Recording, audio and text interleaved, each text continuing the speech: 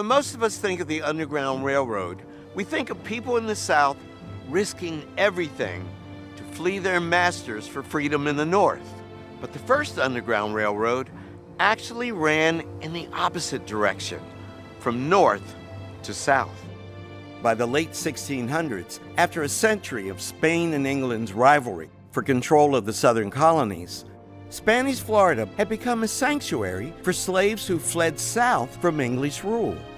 Our vision of the Underground Railroad is black folk crossing the Ohio River from Kentucky into Ohio. The reality is black folk went wherever they could find freedom and whichever destination was closest. People would escape from, say, South Carolina and try to get out through Native American territory into some wild frontier territory or into Spanish territory.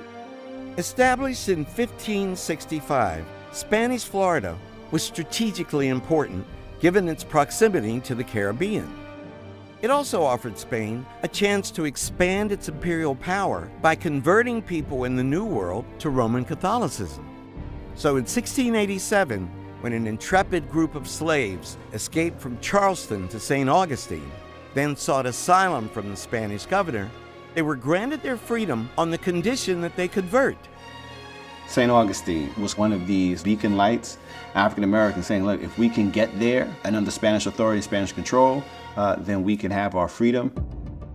By 1738, so many fugitive slaves had arrived from the Carolinas and Georgia that the Spanish established an all-black fortified settlement known as Fort Mose. In 1790, facing pressure from the United States government and its Secretary of State, Thomas Jefferson, the Spanish ended their policy of granting sanctuary in Florida. However, the dreams of freedom lived on. The Underground Railroad turned north. It's estimated that 30,000 people escaped through its Freedom Network.